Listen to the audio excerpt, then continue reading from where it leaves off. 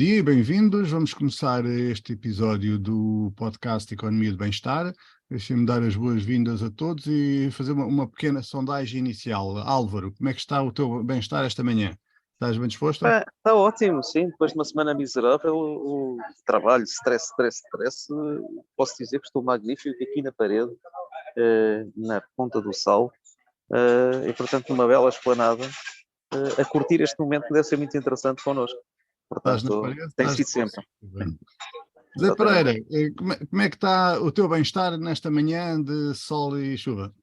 O meu bem-estar está ótimo, ótimo, está sempre ótimo, e eu decidi que só quero coisas positivas na minha vida, e graças a Deus isso tem acontecido. Portanto, Isso está ótimo. inclui o copo de vinho que tens na mão. Ou é café? Não é vinho, é café, mas pronto, se fosse vinho também não era mau. Vamos acreditar que é café, ok. Café com Henrique, cheirinho. bem-vindo, Eu Henrique. não sou propriamente um fanático do Salazar de modo algum, mas há uma frase que ele disse, ou supostamente lhe é atribuída, que eu gosto muito. Beber vinho dá de comer a 1 milhão de portugueses. Eu acho que é mais que 1 milhão e acho que é um dos grandes produtos do nosso país que eu defendo em qualquer parte do mundo. Era só isso. Muito obrigado. Vamos ter a ocasião de falar sobre isso, sobre o vinho, sobre o Salazar e sobre tudo isso. Ok. Hoje não é esse dia. Bem-vindo, Henrique. Espero que estejas bem disposto, com um bom bem-estar nesta manhã, depois desta viagem ao Egito. Trouxeste alguma múmia? Não cabia na bagagem, mas agora já estou em mudança de malas, não é? Ok, então Vou embora outra vez para outra. boas-vindas à nossa convidada especial de hoje, Teresa Núncio. Obrigado por estar connosco, obrigado por dispensar este tempo de sábado de manhã para falar connosco. Eu, antes de mais nada, queria perguntar ao Álvaro, porquê é que vais fazer estas perguntas difíceis todas à Teresa? Não gostas dela ou é porque ela tem coisas importantes para nos dizer nesta área? Apresenta lá a Teresa, por favor. Eu vou apresentar de forma, claro, sempre muito limitada. A Teresa tem várias coisas que eu adoro. Uma delas é, primeiro, começa por ser economista. E depois, a certa altura, exatamente, percebe que realmente não vale a pena ser grande economista e dedica-se à psicologia. E, portanto, percebe que realmente vale a pena conjugar estas coisas do saber mais económico, mais numérico também, com todo o saber, a outra componente da economia, que é a componente humana e, nomeadamente, a componente pessoal. E, portanto, dedica-se ao estudo da psicologia clínica e aprende também bastante e traz-nos bastante. Depois, tem uma coisa muito interessante também, que é vários anos a trabalhar na administração pública em muitos cargos diferentes. E, portanto, um conhecimento muito profundo das várias dimensões da administração pública.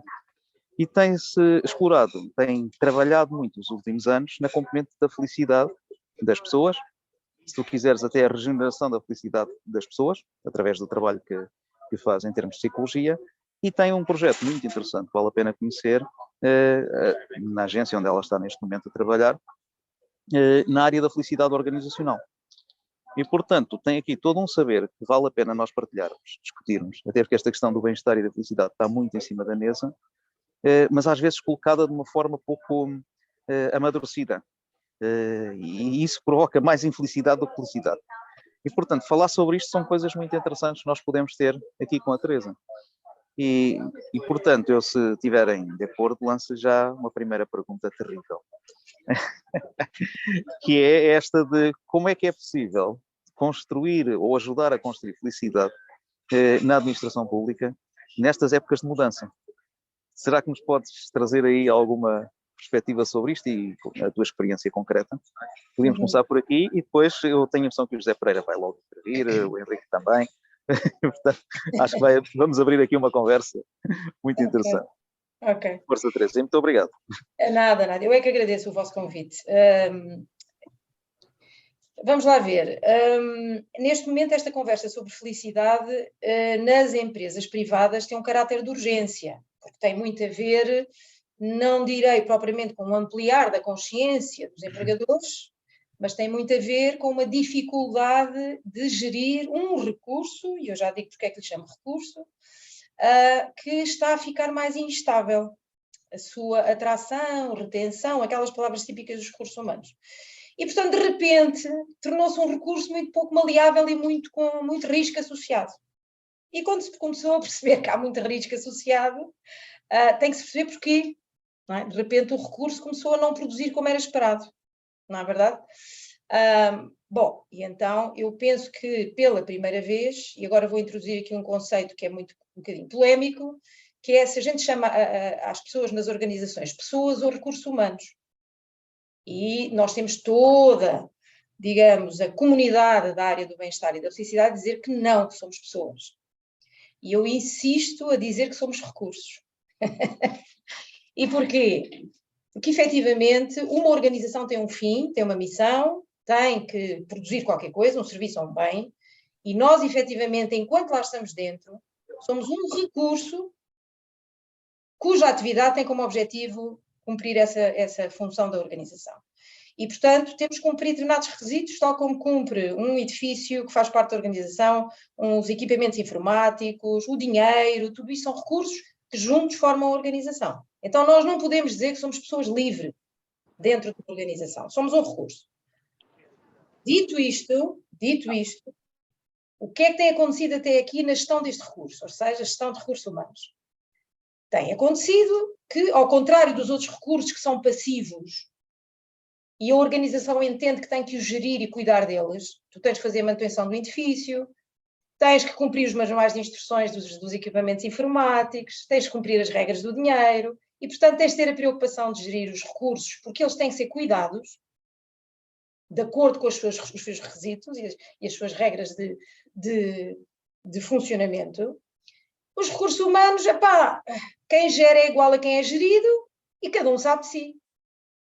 E a gente vai abusando, vamos usando, em função das necessidades da organização, e a coisa tem corrido mais ou menos bem, não é? Há muitas doenças profissionais, etc., mas a coisa tem corrido. Ora bem, o que é que nós estamos a perceber agora? Sobretudo depois da pandemia. Isto já não está a correr tão bem. Temos o quiet quitting, temos as pessoas a dizer que não, temos as pessoas a despir as camisolas, temos as pessoas a desligarem-se das organizações. Então, de repente, o recurso ganhou autonomia. E, portanto, eu penso que esta questão da felicidade organizacional surge em termos políticos e sociais porque temos um recurso que se rebelou. Temos um recurso que ganhou vida e disse, não, eu não vou fazer isto. Portanto, qual é a minha tese? Nós não podemos dizer que não somos recursos, temos que estar preparados para dar o contributo que a organização quer. A questão é, vamos ter que ter na gestão da organização pessoas muito transversalmente, que entendam qual é as características deste recurso. Porque eu não acredito que ninguém na organização se recusa a usar um computador de acordo com os requisitos do computador. Então a questão é, as pessoas também têm requisitos. Existem condições que fazem as pessoas produzir mais ou menos, melhor ou pior. E nunca ninguém teve isto em conta até hoje. Porque se esperava que as pessoas se adaptassem ao que era pedido, ok? Não pode ser. Portanto, hoje existem requisitos que estão a ser postos em cima da mesa e os gestores têm que conhecer esses requisitos e gerir recursos humanos com a mesma sabedoria com que gerem um computador. E aí vamos ter que ter outras competências nas organizações. Quem é que conhece os requisitos das pessoas? São os economistas, não são os engenheiros. Quem conhece os requisitos das pessoas são médicos, os fisiólogos, os psicólogos, as pessoas conhecem pessoas e têm de dizer qual é o manual de instruções deste recurso. Este é um ponto de vista interessante, sem dúvida. Exatamente. Eu estava ali a ver o José Pereira também. já, exatamente, eu estava a ver o José Pereira já com vontade de força, Zé. Teresa, se as pessoas são pessoas ou são recursos, se as pessoas dentro das organizações são recursos, é uma questão de semântica, é uma questão epistemológica. Não é não. Sim, está bem. De qualquer maneira, é assim. Nós temos uma forte tendência para, enquanto as coisas correm bem, nós andamos com a cabeça na areia. Eu estou reformado num banco. Reformei-me depois de 7 anos a trabalhar em média 15 horas por dia, média anual, a gerir linhas de apoio a empresas de 10 milhões, porque é 10 mil milhões, é 10 bilhões de euros, a tratar de protocolos e a ter sempre cada vez mais trabalho em cima, até que um dia a coisa brecou, uma série de ataques de pânico, etc. e tal, de pressão major a seguir, e como eu já tinha uma pré-reforma metida, eles acharam que era mais económico propor-me reforma por invalidez. Não foi porque eu quisesse, foi porque eles quiseram, e obviamente a coisa fluiu muito rapidamente. Eu hoje trabalho imenso, faço imensas coisas, sem stress, por uma razão muito simples. Sou eu que faço a gestão da minha agenda. E acabaram-se as coisas do tipo, preciso disto agora, e eu ficava até às 2 da manhã a fazer aquilo ia para a mesa do meu diretor ou do meu administrador, para ir a conselho no dia a seguir, e não ia por motivos de agenda, e um mês depois, o mesmo assunto voltava à minha secretária, preciso disto agora, e eu estava outra vez até às 2 da manhã a fazer exatamente a mesma coisa, para aquilo não voltar a ir a conselho, e isto acontecia com imensos temas, todos os dias, com todas estas urgências que não eram urgências.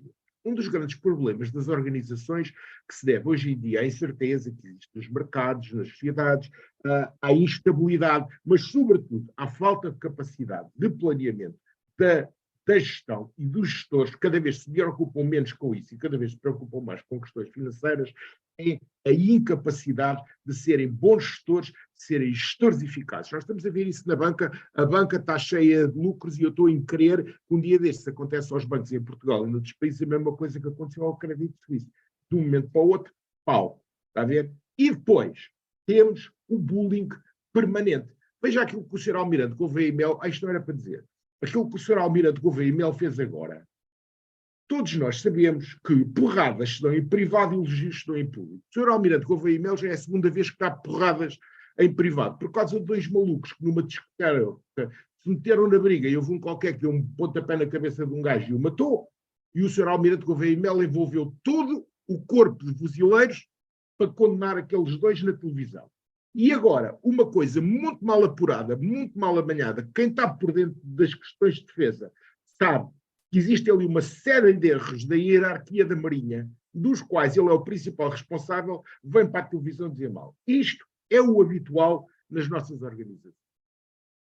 Só para dizer uma ressalva que eu acho que devo dizer. A imagem que se tem da administração pública é das coisas mais erradas que existem. Eu conheço gente que trabalha que nem doidos, que se empenha que nem doidos, e eu acho que era muito importante que alguém no governo, nas instituições, onde quer que seja, fizesse uma campanha de marketing institucional das suas organizações para mostrar aquilo que a administração pública faz, porque há gente a trabalhar muito, muito bem e com muito valor em muitos sítios da administração pública. Era só isto. Ok. Olha, já que estás a tocar nesse assunto, há uma coisa muito gira que eu sei. A Teresa tem estado envolvida no desenvolvimento de uma norma da felicidade organizacional, que cruza também muito com isto que tu estás a dizer, que no fundo é a questão do planeamento, a questão de criar uma estrutura. Não é fazer umas cenas fixes, é muito mais do que fazer umas cenas fixes, criar uma estrutura de organização que permite fazer as coisas funcionarem. Mas nesta questão, eu tenho aqui uma pergunta para colocar à Teresa, que me parece algo muito interessante e que nós depois podemos conversar sobre isto, que é, dentro disto tudo, onde é que fica o papel da colaboração? Porque, por exemplo, na norma, uma das coisas que eu senti, conhecendo a norma no outro dia, é que a componente da colaboração não está tão valorizada quanto isso. Mas, na minha perspectiva, posso estar enganado, na minha perspectiva, a colaboração é algo de verdadeiramente extraordinário porque nos liga uns aos outros no sentido de entreajudar. E aquilo que é uma organização é exatamente um sistema de colaboração. Estruturado, mas um sistema de colaboração.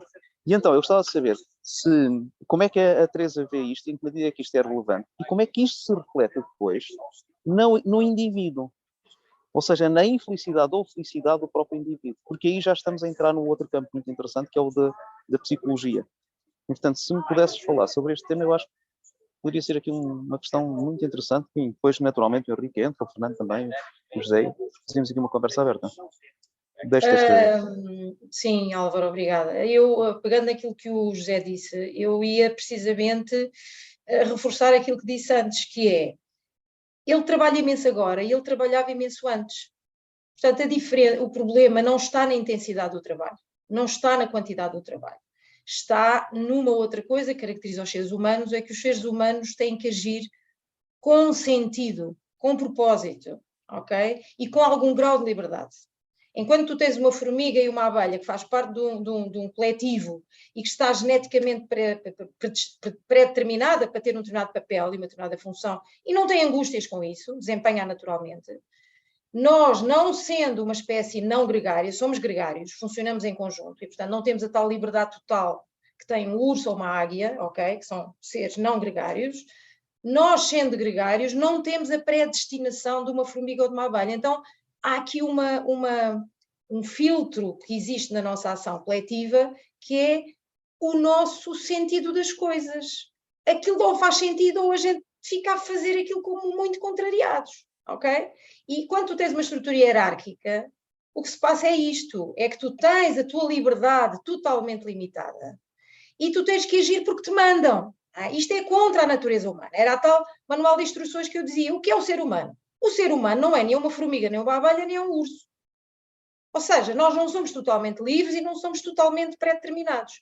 Então existe uma coisa aqui, um filtro, que digamos que por detrás da nossa ação, uma ação produtiva, empenhada e que cause satisfação e bem-estar, está a construção de sentidos, a construção de propósitos. E, portanto, é aqui que eu diria, se o chefe do José, que o mandava dizer daqui a 2 horas eu preciso disto, se ele tivesse sentado com ele e tivesse alinhado com ele a razão de ser daquele processo, não naquele dia, naquela hora, mas no período anterior, de uma forma sempre alinhada, se fosse um coletivo, se fosse uma equipa, evidentemente que o próprio José não precisava que lhe dissessem nada. Ele sabia que dali a 2 horas tinha que fazer aquilo. E ao fim das 2 horas estava tranquilo e estava satisfeito por ter feito aquilo. Então, o propósito, o sentido, é que determina o bem-estar. E se tu estás numa organização em que recebes ordens e não és envolvido, naturalmente não estás bem.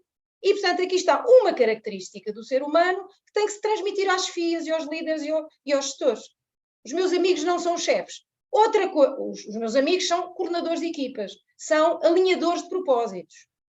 Não são mais nada senão isto. Porque quem executa não são vocês. Não diga isso em Portugal, que as pessoas tem que ser. Então não sou o chefe. Claro que eu sou. Não. O chefe é uma função, o líder é outra coisa. Não é isso que funciona em Portugal, que as pessoas não se veem, os chefes não se veem. Se a gente tem a produtividade de como tem, estamos no claro, exatamente. Eu concordo em absoluto com a Teresa. Não conseguimos produzir nada coletivamente. Eu até vou mais longe do que a Teresa disse, e é muito importante. Eu cheguei a esfiar equipas, como é óbvio, não é? E também esfio muitas equipas porque sou professor na universidade há quase 30 anos, não é? E é assim, nós temos que ter a noção de uma coisa.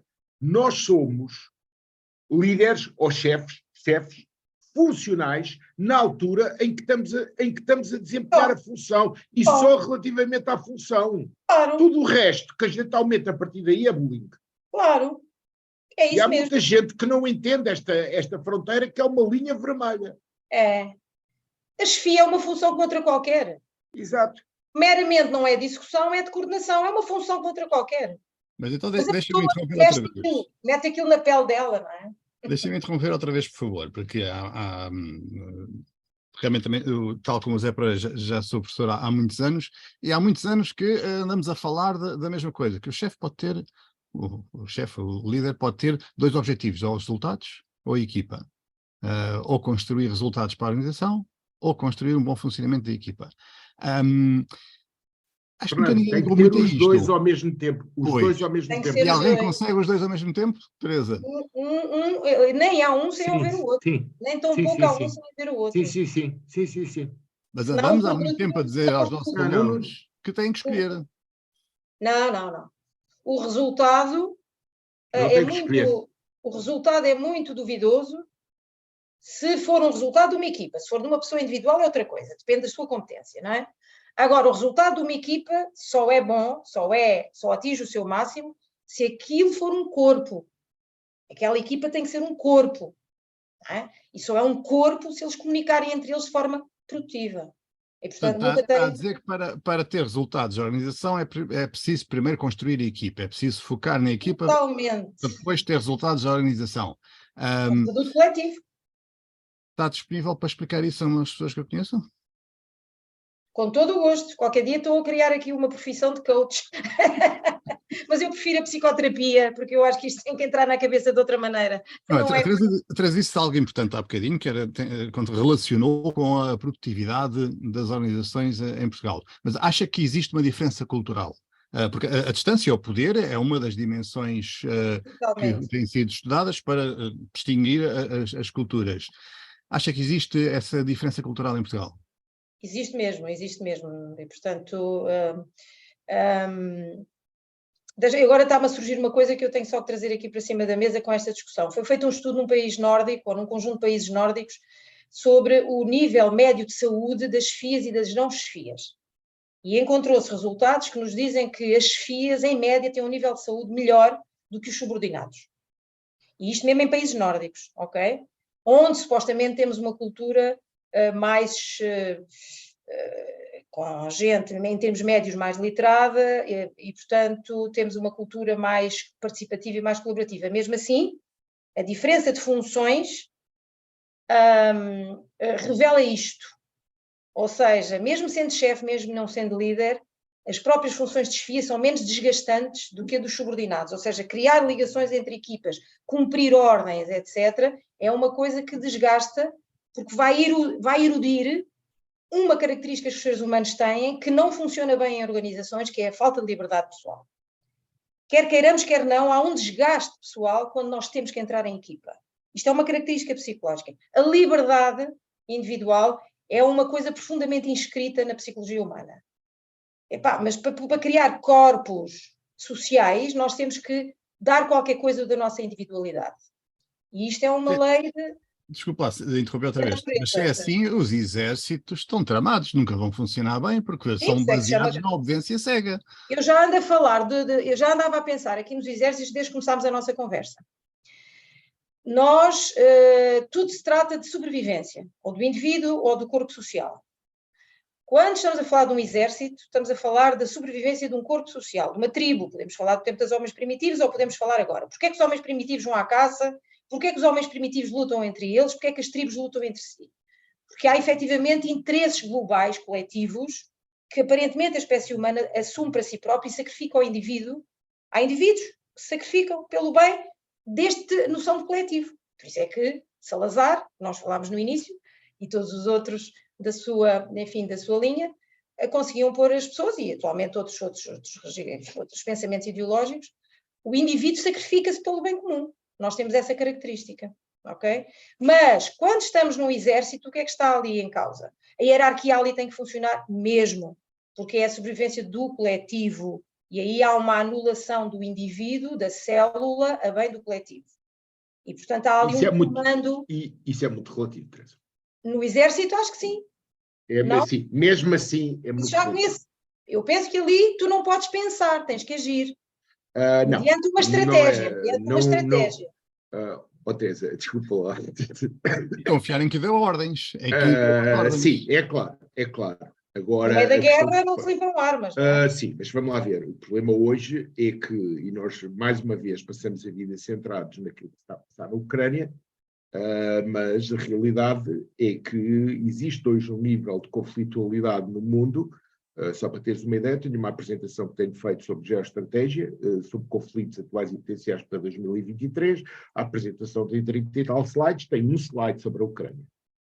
Portanto, a Ucrânia não é, se calhar, neste momento é o conflito mais latente, mas não é, se calhar, o principal potencial de conflitualidade que existe no mundo. Estou muito mais preocupado com a África e com os efeitos do Grupo Wagner. Agora, o problema que se põe é que nós temos que pensar nos exércitos hoje em dia, que é o principal problema em tempo de paz. Isso é diferente. E, portanto, aquilo que não é assim substancialmente diferente. Aquilo que nós queremos é técnicos, soldados que sejam técnicos e que saibam pensar. Que saibam agir por sua conta, porque eu não estou permanentemente a dar ordens. Eu não estou no teatro das operações e não estou permanentemente a dar ordens. E, portanto, isto adapta-se muito mais à tua lógica de raciocínio, ou como dizia o Peter Drucker, o que eu quero também nos exércitos é trabalhadores do conhecimento. Eu não sei se os oficiais estão preparados para isso, mas obviamente, pelo que vimos, por exemplo, anexo, não estão. Pois. Mas Deixa-me... podemos transpor isto para uma empresa em dificuldades, Teresa? Onde a sobrevivência também está em jogo. Não, mas efetivamente o José tem alguma razão, tem razão no que diz, na medida em que hoje em dia nós falamos em lideranças em todos os patamares, em todos os níveis. Não é? A questão que eu estou a pôr é o alinhamento estratégico tem que ser feito antes da emergência. Se nós queremos ter lideranças em todos os níveis, desde os tais que têm as tais funções de coordenação aos tais operacionais, só temos lideranças se o propósito for alinhado e se cada um no seu nível, para a função que está a ser pedida, tiver as competências necessárias. Portanto, tens que fazer um planeamento estratégico bem feito em termos de objetivo, propósito, competências para as funções, quem é que tem estas competências e afetar essas pessoas às funções certas. Aí tens um corpo perfeitamente a funcionar. Estás a ver? É como a proteção civil, quer dizer, como as atuações em emergência. Aquilo está tudo planeado antecipadamente. E cada um sabe o seu papel e cada um baseia-se nas suas competências, no seu conhecimento útil para aquela função. Portanto, eu concordo quando o José diz, hoje queremos lideranças em todos os níveis. É só, por isso a gente também dizia há bocado, a chefia é só uma função como outra qualquer de coordenação. Pois há o tipo que mete o míssil não sei onde e carrega no botão e não sei o que mais. Quer dizer, são funções diferentes. E em todas elas precisamos de competência, de conhecimento e de autonomia. Por isso eu concordo com o José. Agora, antes disso, nós o que é que temos que alinhar? É o papel de cada um, as sequências das ações, ou seja, é o planeamento da ação. Se estiver alinhado, cada um faz o que lhe compete. Portanto, alinhamento estratégico e autonomia operacional. Esta na minha opinião, é o segredo do bem-estar nas organizações. Alinhamento estratégico, e quem não está alinhado pode sair, ou pode tentar mudar, e depois a autonomia operacional, porque todos somos inteligentes e todos temos competências, e se não as temos, vamos pedir para nos formarmos. A organização tem que dar essa formação. O Henrique ia dizer, eu subscrevo. Sim. Está a dizer. Mas o Henrique, força. Eu para responder à Teresa, acho que precisava de 2 horas, de modo que fosse extremamente telegráfico naquilo que vou dizer. E, portanto, vai ser um conjunto de frases soltas. A primeira questão é que esta discussão, ela é muito recorrente no período entre 1830 e 1850, e mais do que estarmos a discutir os grandes avanços, acho que seria interessante pensar os fundamentos de onde é que parte esta discussão. Isto leva-nos a 3 ou 4 conceitos que me parecem absolutamente importantes. A primeira questão do colaborador nas empresas. As pessoas não vão colaborar coisa nenhuma, as pessoas vão trabalhar. Porque há uma contrapartida do conceito do valor, e o valor tem a ver com o bom e o mau, o ser caro ou ser barato. Portanto, estamos a falar da teoria do valor, e as pessoas, portanto, creio que a esmagadora maioria das pessoas de manhã não se levantaria, não estariam disponíveis para fazer um conjunto de sacrifícios, de esforços, etc., se não forem pagos por esse... Portanto, no fundo estão a trocar tempo de vida por uma questão monetária. Não há colaboração nenhuma. Nós colaboramos com a família, nós colaboramos com os amigos, nós colaboramos em atividades que nos dão prazer. Noutras, nós trocamos tempo de vida por dinheiro. Eu, contra mim, falo, sou um privilegiado, porque faço exatamente aquilo que gosto e, portanto, mesmo que não ganhasse, continuaria a fazer porventura a mesma coisa, mas infelizmente não é essa, e na minha vida já passei por fases em que, para sustentar a família, tive que fazer coisas que manifestamente não gostava, ou que detestava. E, portanto, logo a questão da colaboração e do trabalho, o que nós estamos a falar é em valor monetário, valor em termos de teoria de valor e depois em termos de teoria da renda. E voltamos outra vez a David Ricardo ao século XIX, que é como distribuir o valor criado. E, portanto, o nosso bem-estar, e objetivamente determinado por essa distribuição da renda, e o nosso valor de felicidade, onde eu começo, mais uma vez, voltamos aqui não há às décadas de 30, 40 do século XIX, mas voltamos à discussão entre 1890 e 1920, sobre os conceitos e teorização da felicidade, onde a felicidade é uma existência momentânea, e aquilo que causa felicidade a um não é aquilo que causa felicidade a outros. Bem como a intensidade dessa felicidade, não é? E, portanto, é uma vivência muito subjetiva, coisa que já não meto no mesmo pacote do bem-estar, que esse sim é mensurável, é objetivo, e tem-se ou não se tem, ele próprio podendo gerar ou não gerar felicidade. Isto leva-nos a uma outra questão, que é a passagem destes conceitos mais filosóficos, nos casos mais epistemológicos, noutros, pelo menos a epistemologia da economia, para o conceito que estamos aqui a discutir, de desfias e de lideranças,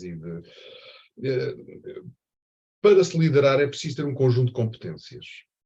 E aqui isto leva-nos a uma outra questão, que não tem a ver com ser bom ou má pessoa, ter capacidade de liderar ou não ter capacidade de liderar, tem a ver com a preparação das estruturas hierárquicas empresariais. E aqui volto à experiência de 1929 de Alstom, exatamente sobre o conceito de felicidade e o conceito de bem-estar empresarial. Enquanto que na generalidade dos países do norte da Europa, a escolaridade subiu na década de 20 do século passado para 11 a 13 anos, nós, quando aderimos à União Europeia, tínhamos uma taxa média de escolaridade das FIAs de topo empresarial de 8,2 anos. E se formos para o setor agrícola, estamos a falar de escolaridades de 4 a 5 anos. Estamos a falar de 1986. Passaram-se quase 40 anos e continuamos a ser o último dos países europeus, a par da Turquia. Portanto, estamos num 52º lugar, 52º lugar, Portugal e Turquia, em termos de preparação escolar, académica, dos nossos decisores empresariais. E, portanto, em que medida é que se consegue, efetivamente, exercer um conjunto de competências que são cada vez mais difíceis, são cada vez mais amplas numa empresa, em que hoje, para ser empresário, ou mesmo chefe de uma secção, é preciso dominar, por exemplo, estar incluído e dominar todo um conjunto de tecnologias, eventualmente língua estrangeira, etc., que há 50 anos quem falava inglês, quem trabalhava com computadores. E, portanto, num mundo em que é cada vez mais exigente as competências, qual é a capacidade efetiva? E isto remete-nos ao velho problema do final do século XIX, quando se queria definir o conceito de produtividade e que se colocava o exemplo paradigmático de o trabalhador extraordinariamente esforçado que se levanta de madrugada e vai cavar para o campo com uma enxada, e, na altura, os primeiros tratores a vapor, do empregado de calão que consegue lavrar com o trator uma infinidade maior de terreno, fruto do investimento da injeção tecnológica e da injeção de capital nos processos de produtividade. E, portanto, produtividade não tem a ver nem com competências, nem com felicidade, nem com bem-estar, tem a ver com, terá numa fase muito posterior, terá a ver com as infraestruturas que geram essa própria produtividade. Isto leva-nos a uma questão mais premente hoje. Henrique, desculpa lá, não posso deixar de te interromper aí, porque eu não podia estar mais em desacordo. Senão eu só me ia calar daqui a 2 horas, porque há aqui uma heurística muito grande nesta discussão. Compreendo, mas há aí uma coisa que tu disseste que eu não podia estar mais em desacordo. Isto da produtividade não ter a ver com a felicidade. Tu próprio disseste que já fizeste trabalhos em que, como hoje em dia, gostas muito do que fazes, e outras alturas em que detestavas o que fazias. Teresa, é possível a pessoa que detesta o que faz ser tão produtiva como a pessoa que tem prazer em fazer o seu trabalho? A questão é como é que se paga. A questão é que, quando nós fazemos o que não gostamos, pagamos com saúde. Portanto, e a organização não paga também? É fazível. E, portanto, tens o caso máximo da Amazon, que é o sítio onde as pessoas talvez sejam mais exploradas no mundo ocidental, em que têm câmaras que controlam o número de movimentos dos braços. E, portanto, e que têm que urinar no local de trabalho para uma garrafa. E, portanto, o grau de desumanização, de exploração, é absolutamente desumano. Contudo, até porque se não for assim, eles são imediatamente despedidos, contudo, eles têm altíssimos níveis de produtividade. Agora, isso tem disrupção. E ao contrário do que a Teresa há pouco estava a falar, a mencionar, que é um exemplo nórdico, mas que no contexto nórdico é uma cultura muito própria, histórica, que não tem a ver sequer com a atualidade, eu dou como contrapartida, por exemplo, o caso dos Estados Unidos, em que a taxa de disrupção familiar e de perturbação grave da saúde entre as chamadas as C-lines, portanto, o pessoal de topo, os que são CEOs, CFOs, etc., os X, não é? A taxa de disrupção familiar é de 90%. E, portanto, há coisas que se ganham em dinheiro e que se pagam em saúde. Agora, essa questão é crítica. Ou podes dizer se isso dá prazer. Não, não dá prazer nenhum. Não estou a pensar no prazer. Não dá prazer nenhum. Dá Afinal, a penalização. Teresa, deixa-me interromper estes tipos, porque estes tipos não se calam. E vocês nós convidámos a Teresa para conversar com ela, aprender qualquer coisa com ela, e nós é que estamos a tentar ensinar. Que é uma coisa gira. Não, e é uma coisa interessantíssima, desculpem lá interromper-vos, porque é de facto muito interessante isto que nós estamos a falar, mas toca imensos aspectos que se confundem, e portanto isto só demonstra que este tema é realmente crucial. E que tem que ser trabalhado, porque todos nós concordamos que isto que o Henrique teve a dizer tem sentido, mas também concordamos que o ser humano também tem outros aspectos, e que depois isto tem reflexos claríssimos na saúde, tem, e eu até diria muitas vezes a saúde organizacional, a saúde relacional naquele pequeno grupo, a saúde daquela pessoa, e todo um conjunto de aspectos muito significativos neste campo. Queria só chamar aqui a atenção do Henrique por uma coisa. Eu não concordo, tenho sempre em cima da minha cabeça uma crítica constante a nós pegarmos no indicador de escolaridade para percebermos a capacidade racional das pessoas e a capacidade de se adaptarem a vários contextos. Porque eu acho que isso tem mais uma componente de caráter pessoal também. Quer dizer, não é só uma componente de qualificação que está em cima da mesa, é também uma componente de caráter pessoal. E eu aqui ia pedir um bocadinho a ajuda da Teresa, na sua componente de psicologia, para nos explicitar, até porque aqui há uns dias conversámos sobre um assunto muito interessante, que tem que ver com a maneira de ser da pessoa e a história de vida da pessoa. Como ela depois nos potencializa para, efetivamente, perante contextos diversos, muitas vezes de grande stress, outras vezes contextos de paz, nós reagirmos de maneira estruturalmente diferente. E a importância que esta componente e o conhecimento desta componente, da psicologia da pessoa, pode ter no desenvolvimento de um sistema mais produtivo ou menos produtivo. Concordo com as ideias da infraestruturação serem cruciais, da do planeamento são cruciais, mas acho que também há aqui uma dimensão, a pessoa, e tu focaste, Henrique, quando tocaste a questão da humanização, que é crucial. Há uma questão central nisto, que é exatamente a da humanização. E eu perguntava aqui à Teresa, se vocês não me levarem a mal, e desviando um bocadinho a conversa disto que nós temos estado a conversar, como é que a dimensão humana e a história de vida de uma pessoa, de facto, pode influenciar muito os seus desempenhos dentro da organização. Passo-te a palavra. Ok. Embora fosse interessante comentar ali umas coisas do Henrique.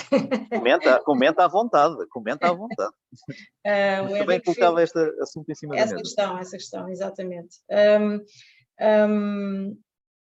O Henrique, no fundo, contou ali, digamos, a história, a humanidade, no fundo, tem uma característica que nos diferencia dos animais, que é as instrumentalidades. Ou seja, nós tivemos uma capacidade de intervir no nosso nicho, na nossa ecologia, imensamente superior à dos animais, e fizemos através de instrumentos.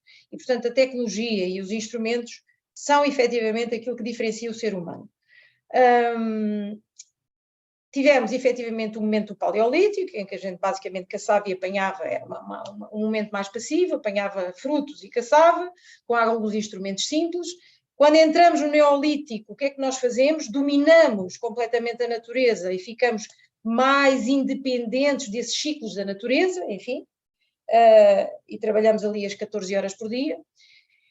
Quando entramos na era industrial, que foi o período a que o Henrique se referiu, efetivamente os donos das infraestruturas e do capital introduziram o ser humano como uma peça da engrenagem e, portanto, a desumanização era completa. Taylor é o pai da produtividade baseado na divisão de funções e, portanto, despiu-se o ser humano de qualquer autonomia, de qualquer sentido, ele é apenas, digamos, um robô que mete a peça no sítio certo, na hora certa, com o ritmo certo. Portanto, foi o cúmulo da desumanização, em que, portanto, as pessoas só precisavam de saber fazer aquele movimento, não precisavam de nenhuma formação, precisavam de comer e dormir o suficiente para fazer aquele movimento durante 14 horas por dia. Ok? E, portanto, as pessoas, efetivamente, como dizia o Henrique, iam ali porque tinham uma necessidade, que era receber dinheiro para poder comer e dormir num sítio qualquer para depois a seguir ir trabalhar. Ou seja, durante estes períodos históricos da evolução da humanidade, no tempo dos homens primitivos tínhamos muita autonomia e liberdade e agíamos de acordo com as nossas necessidades mais básicas. Depois, criando estruturas coletivas de produção, nós fomos escravizados na nossa humanidade pelos detentores do capital. E agora estamos a entrar numa quarta fase, portanto, digamos, paleolítico, neolítico, agricultura, era industrial, portanto, reparem, 2,5 milhões paleolítico, 12 mil anos neolítico, 300 anos indústria, e agora estamos no início de uma nova era, em que efetivamente as instrumentalidades são outras, exigem também competências, mas aparentemente estamos a sair daquele mundo tayloriano da indústria, em que efetivamente parece que já não nos pedem para meter o parafuso no sítio certo, como o Charlot nos mostrava nos tempos modernos. Mas pedem para a gente ter os dados, pedem para a gente meter os dados digitais para fazer isso de uma forma apenas mais sofisticada. Mas essas tarefas são mais sofisticadas e alguns de nós gostam de várias tarefas ao longo deste ciclo. Uns gostam de recolher dados, outros gostam de tratar dados. Eu tenho uma paciente que é especializada em tratamento de dados e é especialmente feliz, não é? Porque gosta de olhar para Excel, olhar para plataformas, enfim, ela adora tirar informação, extrair informação de um conjunto de dados e aquilo dá-lhe imensa satisfação. Depois há quem goste de usar os dados para fazer gestão. E, portanto, hoje em dia parece que há tarefas bastante mais complexas, que exigem competências menos robóticas do que pôr o parafuso no sítio certo. Permitem também libertar-nos dos espaços, ou seja, podes pegar no computador e vais para a praia. Ela, por exemplo, trabalhava em Berlim e agora, na mesma empresa, resolveu viver para a cidade do Cabo. Parece que temos a chegar a uma altura em que as instrumentalidades, a infraestrutura tecnológica se adapta melhor e as necessidades do trabalho humano se adaptam melhor àquilo que é a nossa natureza. Enquanto que para menos de 1% da população mundial. 1% é os ricos. Não. A malta da tecnologia é 1%. Senão, como é que se explica? Como é que nunca como agora a densidade, a prevalência de depressões e de ansiedade é maior que qualquer outro momento da história da humanidade? Já lá vamos, Henrique. Agora, o que é que acontece? Tu, na sociedade atual, tens efetivamente estas camadas todas. Desta história toda que nós tivemos. Tu continuas a ter gente a viver como no tempo dos homens primitivos, ainda temos tribos primitivas, tens gente a trabalhar no paradigma agrícola, tens gente a trabalhar no paradigma industrial. Tem gente a pagar 1.300 euros de renda por uma assoalhada em Lisboa. Exatamente. Não há diferenças substantivas em relação à Idade Média. Exatamente. O que é que acontece então? Usando aqui um outro paradigma de análise interessante, por exemplo, que é a pirâmide de Maslow, nós temos malta a trabalhar na base da pirâmide com necessidades que são as básicas, satisfação das necessidades básicas, e por isso entra o teu critério do valor como sendo a única troca pelo trabalho que oferece. Oferece horas de trabalho, horas de vida e recebe salário. Essa malta está na base da pirâmide. Depois tens a malta que vai subindo, não é? E, portanto, o significado, o sentido e tudo aquilo que falámos no início da conversa é para os privilegiados que estão no topo da pirâmide, efetivamente. Não só, o Maslow era marxista e, portanto, ele fez muito do seu trabalho tendo em vista, digamos, aquilo que se costuma chamar o marxismo californiano, não é? Aquela visão dos Estados Unidos marxista. E efetivamente, tem sido demonstrado que funciona muito bem na generalidade das organizações. Muito bem. Agora, a questão para mim é que tão verdade é aquilo que nós, eu penso que mais ou menos aqui todos nós temos o mesmo, em que andamos a trabalhar de país em país, não é? E fazemos uma parte da nossa atividade profissional aqui, depois vamos para ali, depois vamos para acolá, fazendo o nosso trabalho. A par da nossa existência, há uma existência de 8 mil milhões de pessoas no planeta que está completamente afastada disto. Hoje, que é dia 18 de março de 2023, 1.000 milhões de tipos vão-se deitar com fome. Claro que sim. E mesmo em Portugal, nem precisas de ir para o resto do mundo. Sim, mas ao nível, hoje, 1.000 milhões de pessoas vão-se deitar com fome. E, portanto, nós não podemos, efetivamente, abandonar a pirâmide de Maslow, no sentido em que as necessidades humanas estão cá dentro e nós, de um momento para o outro, que estamos lá no topo, passamos para a base. Quando tivemos a crise de 2008, isso aconteceu. Eu tenho pessoas aqui ao pé de mim. E vai acontecer agora. Sim.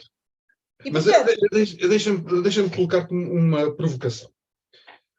O espartilho, há uma coisa que nós estamos a falar de algum modo de espartilhos sociais que são drenados através do emprego, através das regras sociais, através, enfim, de tudo aquilo que nós falamos.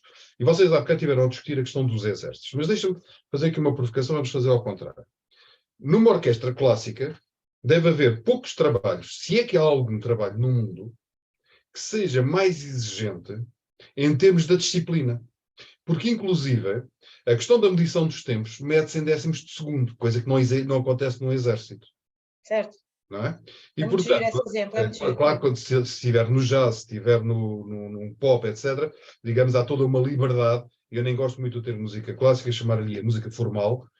Na música formal, nós temos uma entrada em que cada elemento entra num dado momento e entra de uma forma que ele não domina, que não pode dominar, mas poucas coisas devem ser mais ganhadoras, Prazerosas. mais para o próprio, do que fazer parte de um coletivo que produz uma peça de arte. Não é só uma peça de arte. Onde não tem qualquer liberdade. Não é a inserção, é o corpo. Henrique, tu és um provocador. Não, mas é a questão que... Não, tem todo o sentido. Mas eu tenho tem todo o sentido. Isto está a ser uma conversa excepcional. Este exemplo foi maravilhoso. É maravilhoso. E deixa-me dizer o seguinte, que eu acho que é uma coisa gira. Já há bocado o Fernando dizia isto ou aquilo. Agora estavam aqui a pôr isto ou aquilo. E eu acho que o prazer daí vem de um prazer duplo, extraordinário, que é, eu estou a ser feliz por esta coisa parva que faço, digamos assim, mas que é excepcional para mim. E porque estou dentro de 1948, clarinho. É o conceito de o meu envolvimento no trabalho. Exato, mas porque eu também estou num coletivo.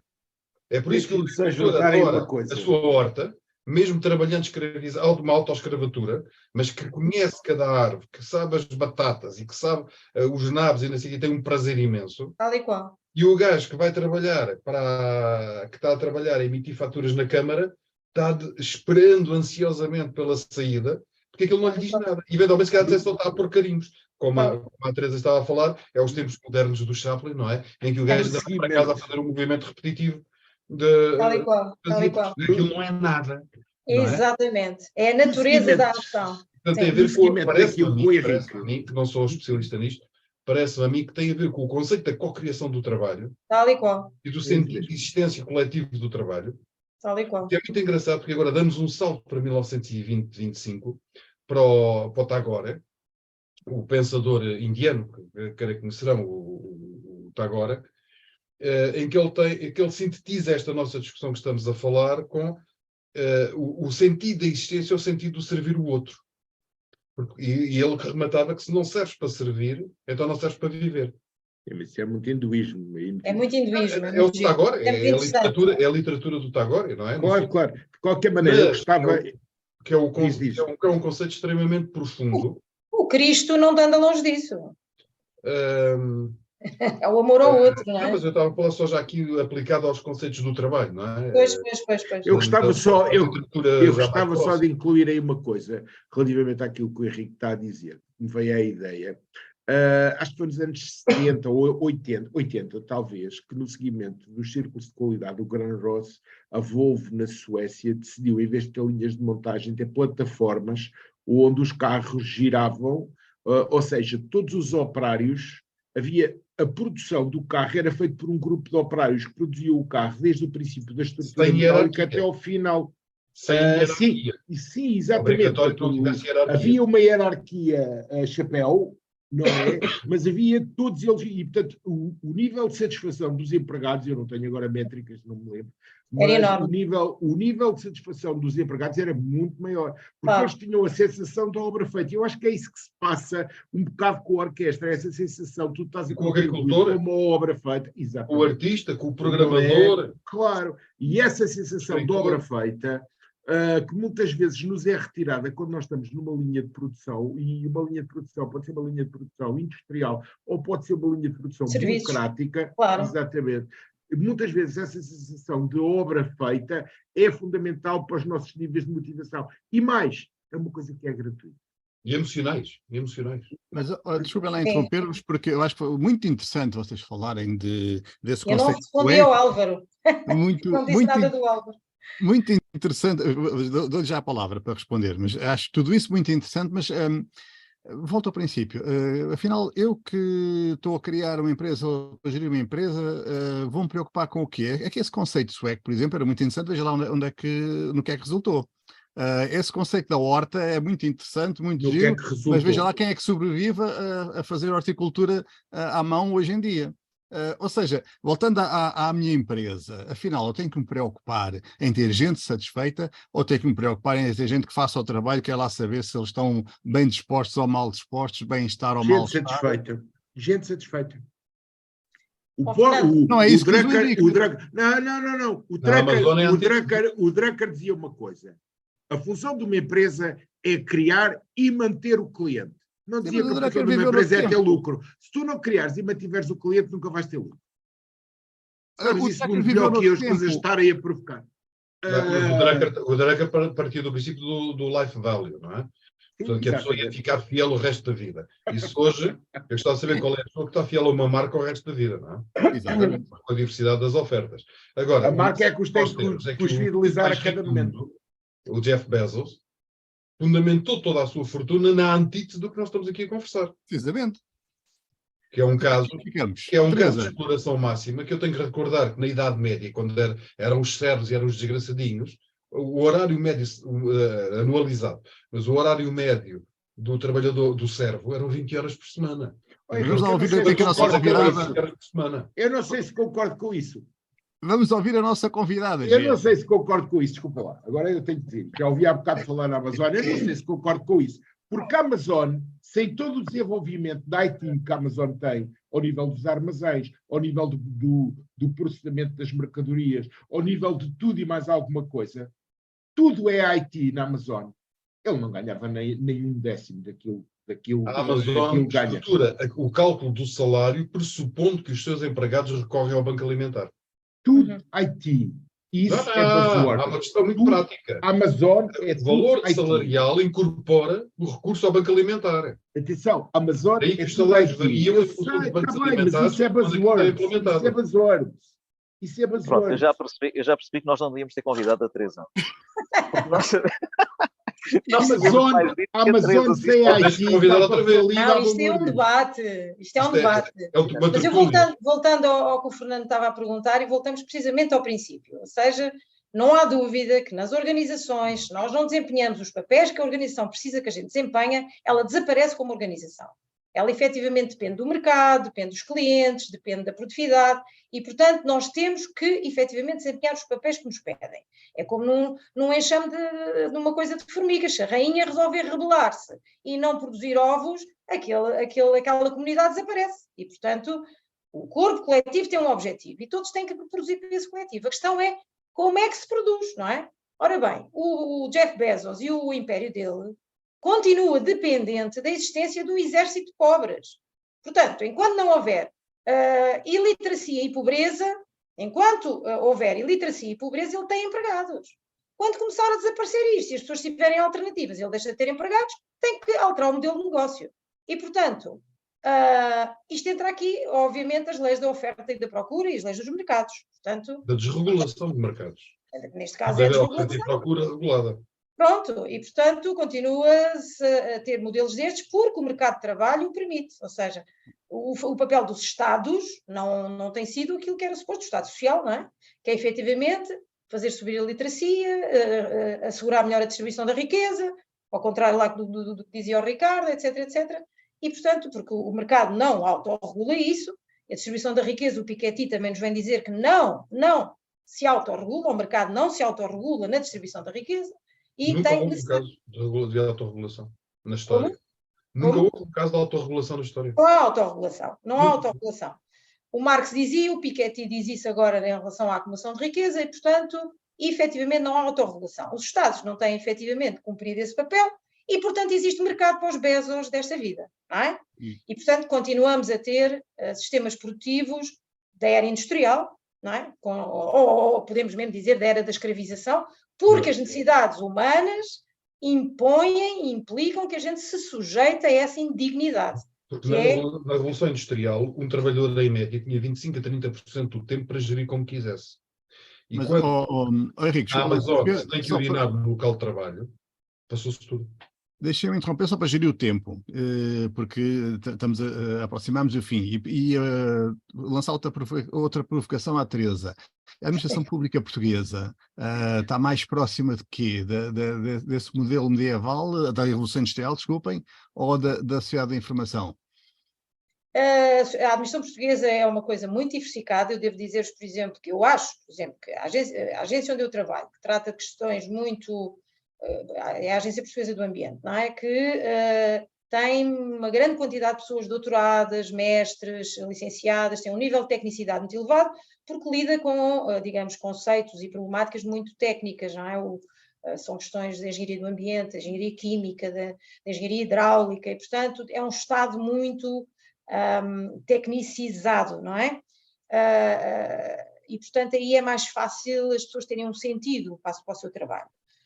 É um bocadinho diferente estar a passar registros de casamento, registros de propriedade, portanto temos vários tipos de Estados, mas eu diria que em média o Estado, a administração pública portuguesa, e isso é dado por questionários sobre felicidade que são feitos, está com níveis de felicidade muito baixos, está com, competências de liderança muito baixas, hierarquias muito acentuadas, muita dependência de, como é que é dizer, muita dependência do Estado, da parte das organizações políticas, portanto, muito pouca independência. O Estado, a administração pública é muito pouco independente. E, portanto, há muita insatisfação em média, comparando com, por exemplo, análises que se fazem na entidade privada. Isso quer dizer que é possível medir a felicidade das pessoas numa organização? Existem ferramentas que tentam medir isso, sim. Existem ferramentas. E uma delas é desenvolvida em Portugal, a Universidade Autónoma, o Índice da Felicidade, uma coisa que é publicada na Exame todos os anos.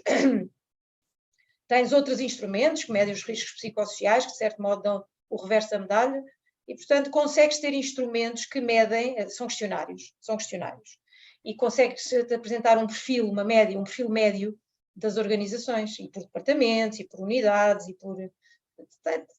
Basicamente sabes o que é uma escala, não é? São perguntas e consegues, de certo modo, ter ali um valor médio que dá uma ideia do bem-estar. Acabaste de não abordar um dos temas que nos trazia aqui, que era tentar perceber como é que a relação entre vida profissional e familiar afeta não só a felicidade das pessoas, mas a sua produtividade. Eu acho que vamos ter de deixar isso para outro dia. Eu ia-te sugerir uma coisa. Aqui há dias perguntavas-me quem é que nós íamos colocar no dia 29 de abril. E eu diria, se calhar convidamos outra vez a Teresa e conversamos não sobre este tema, mas sobre outro assunto que é crucial e que não foi tocado aqui. E depois também podemos tocar essa questão da relação familiar. E que é, até que ponto é que a educação vai ter impacto nisto? Ou seja, eu estava aqui a pensar numa coisa que é crucial, que é o desempenho de uma pessoa tem sempre a ver com a maneira como ela é, como ela se vai construindo. E neste aspecto a educação tem uma importância significativa, porque vocês colocaram aqui um dos problemas, por exemplo, era a questão da diferença cultural com os Estados Unidos, com outros sítios. A diferença cultural educa-se, ou seja, é algo que nós vamos aprendendo ao longo do tempo. E eu acho que era um tema que nós devíamos tocar brevemente, era exatamente como educação e felicidade organizacional, felicidade pessoal por aí fora, estão intimamente ligados e contribuem ou não para a construção de bem-estar. E esta nossa conversa hoje foi brilhante, na medida em que nós tocamos dentro das organizações, que é um elemento muito importante. A organização é nós juntarmos todos para fazerem certas funções num determinado sentido.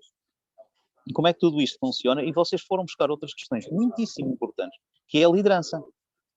E, portanto, tudo isto está intimamente ligado e é crucial para a nossa aprendizagem sobre estas questões do bem-estar. De maneira que eu deixava aqui este desafio de nós, numa próxima conversa, que eventualmente poderá ser 29 de abril, por exemplo, tocarmos e aprofundarmos um pouco a conversa de hoje, mas pegando também na componente de como educamos ou não educamos as pessoas para terem competências para o bem-estar.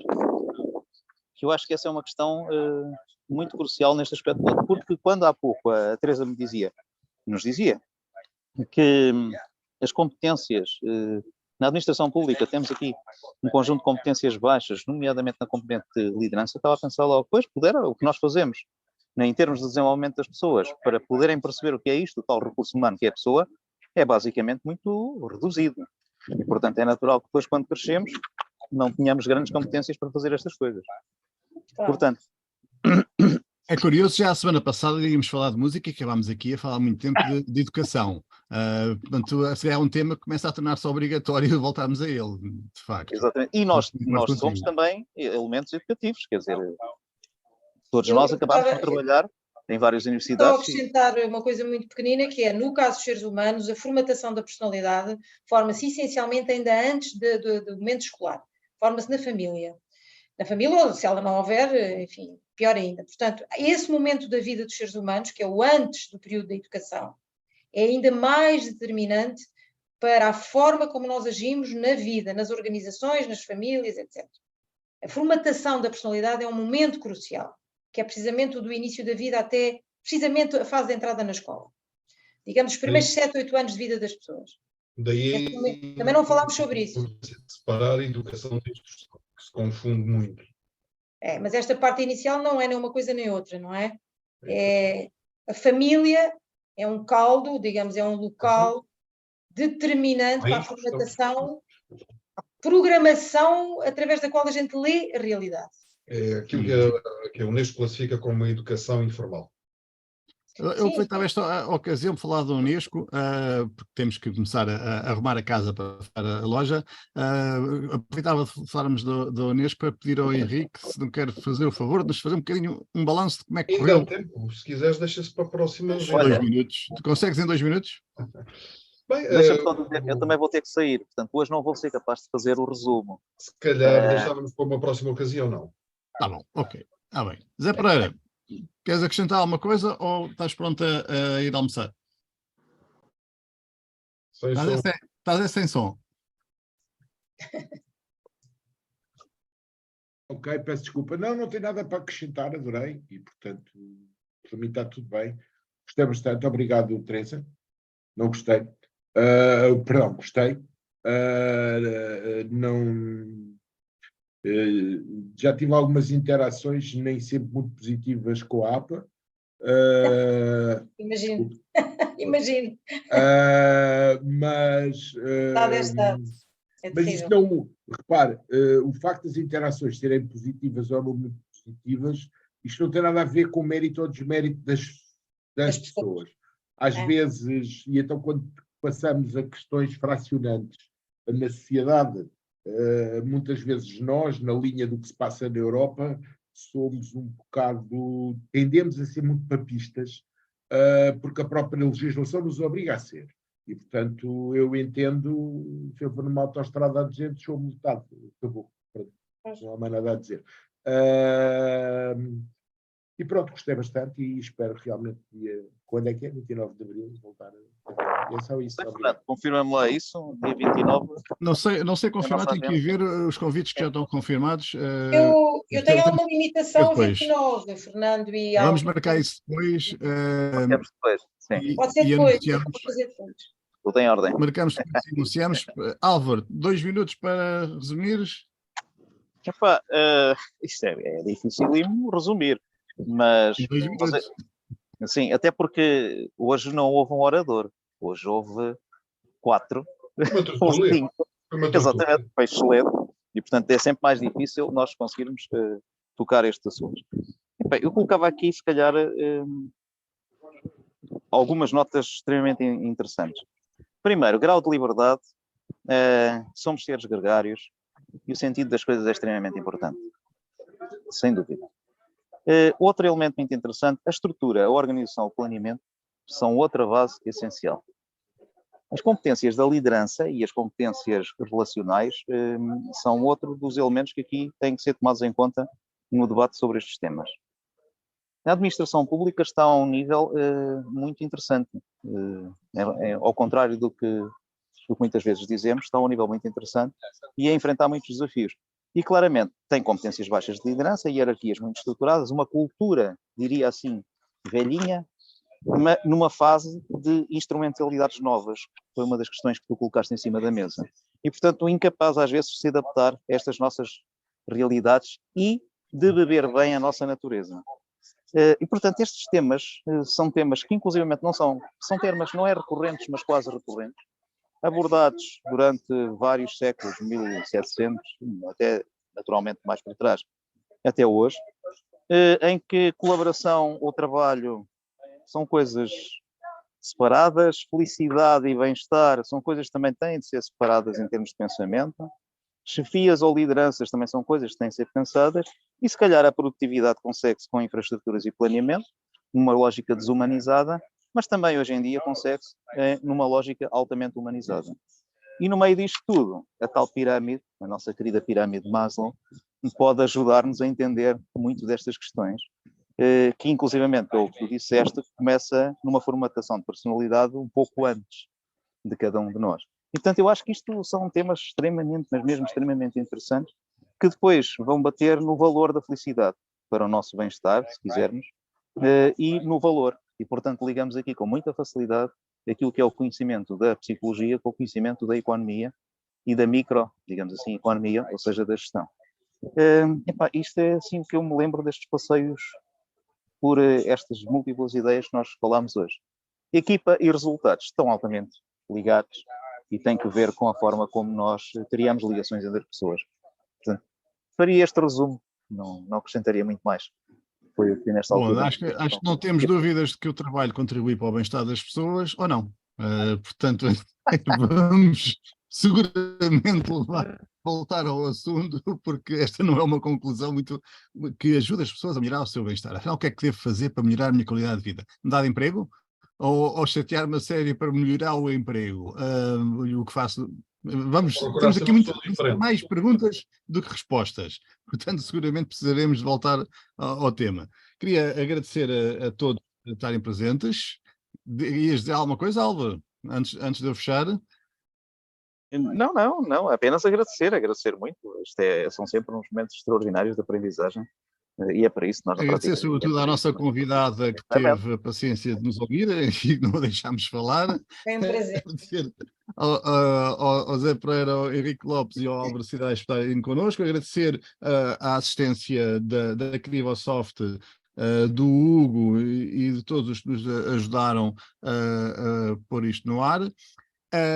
E lembrar a todos, agradecer a todos os que nos estão a ver, a ouvir ou ler, e lembrar a todos que ao lado tem um botãozinho que diz subscrever, seguir, qualquer coisa parecida, e que isso é muito importante para a divulgação do podcast, portanto pedir a ajuda de todos nessa divulgação. Muito obrigado a todos, vamos dar por encerrado o episódio desta semana.